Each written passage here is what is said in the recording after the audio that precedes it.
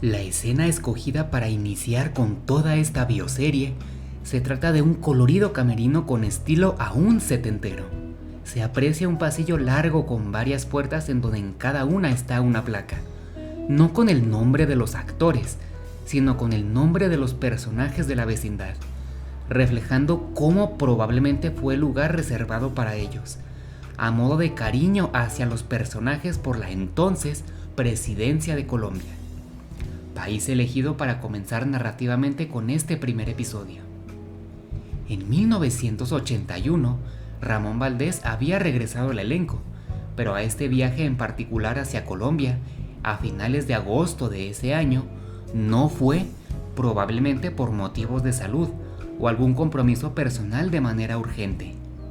Fue entonces que Roberto contactó a último momento a Raúl Chato Padilla, para que los acompañara a ese viaje personificando a Jaimito. Una caracterización muy improvisada en su vestuario, de acuerdo a lo que ya se había visto en 1979 y 1980, resaltando que su sombrero de cartero era rojo y no gris como apareció en el programa, detalle que magistralmente decidieron mostrar en la serie. Probablemente en 1981 en Colombia ya se habían transmitido episodios de 1979 en donde apareció Jaimito el cartero. Durante la preparación de esta caminata por la solidaridad, se muestra inexplicablemente a Roberto con una actitud desanimada y melancólica.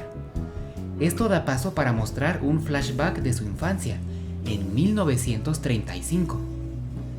De acuerdo a la intención narrativa que se tenga, se mostrarán escenas en blanco y negro.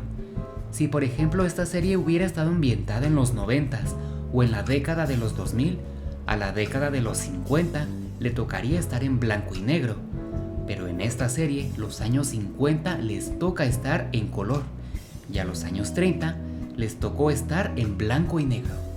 Una visita al circo fue la responsable de dejarle a Roberto la primera idealización que décadas más tarde se moldearía en el chavo, y mostrando por supuesto la reacción del público, entre ellos su madre, al escuchar por primera vez, fue sin querer queriendo, una reacción natural y espontánea sin tener ningún referente de que algún personaje famoso dijera esa frase. Una reacción del público totalmente alejada del entorno de humor absurdo del programa y ocurrida en un entorno realista por personas que por primera vez en sus vidas escuchan esa frase.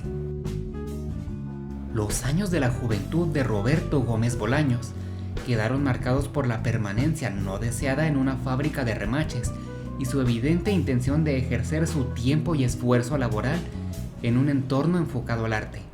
En su caso, la escritura y la actuación cómica, influyendo en él desde siempre la figura de Charles Chaplin y el gordo y el flaco.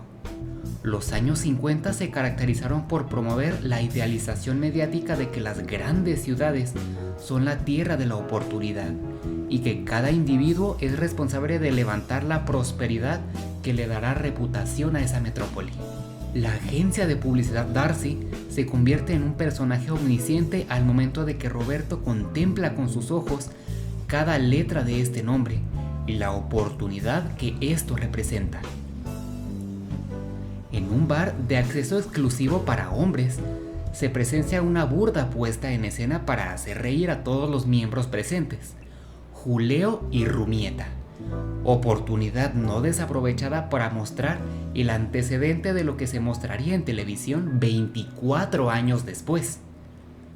El diálogo que dice Jamaica, rival de los aracuanes, representa el debate entre el público televidente 20 años antes de que ocurriera. ¿Creen que con eso hacen reír? Dan lástima. Es en este lugar donde la serie muestra por primera vez a Graciela, una joven con carácter, dulce, coqueta y elegante. Por circunstancias que tiene la vida, en ella recae ser la confidente de Roberto, conociendo mucho más de él. Zapatero a sus zapatos, menciona ella. Es entonces que Roberto toma la firme decisión de renunciar con su jefe. Se viste elegante y se dirige hacia Publicidad Darcy. Todo a espaldas de su madre, doña Elsa Bolaños. Por supuesto, después de recibir indiferencia y subestimación, termina convenciendo con su escrito en la prueba de admisión, mérito logrado más por su ingenio que por sus conocimientos de mecanografía. No había otra persona mejor en el mundo más que Graciela para enterarse de la noticia que Roberto finalmente lo logró. Por fin entró a trabajar en un lugar para ejercer su sueño. La vida es de oportunidades y de astucia para saberlas tomar. El intervenir en una junta con unos clientes para ilustrar un eslogan necesitado a base de un doble uso de una palabra, y después de convertirse en el escritor de un par de comediantes de radio antes de ser estrellas de cine, son el tipo de cosas que hicieron que Roberto fuera progresando, para no quedarse para siempre como un publicista más de Darcy. Acariciando la relevante década de los 70s para la historia de Gómez Bolaños, la primera escena de esta década que se eligió consiste en un ensayo antes de grabar un capítulo del Chavo del Ocho, mostrando una actitud ácida y pícara de Marcos Barragán.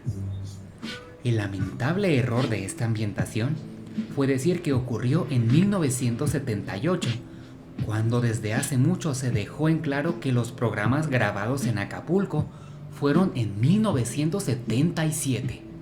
Pero resulte quizá un error perdonable al ver que la serie decidió mostrar la realidad de por qué fue el viaje a Acapulco, para hacer publicidad al Hotel Acapulco Continental, propiedad de Emilio Azcárraga. La serie logra su cometido de hacerle sentir al público de que el presente son los años 70, olvidando cualquier entorno actual, sino sumergirse en que el tiempo presente que se vive son los años 70, y cómo en ese momento se miraba con nostalgia lo ocurrido 20 años antes, durante los años 50. Toda la elegancia, folclore y sofisticación de esta década ya se veía simplemente como un dulce recuerdo del pasado en la vida de estos dos personajes. Una interpretación de Roberto Gómez Fernández de su propio abuelo. Una sorprendente revelación de una intención de boda entre Margarita Ruiz y Mariano Segoviano, y una dulce serenata entre Roberto y Graciela forman también parte de El color de la risa.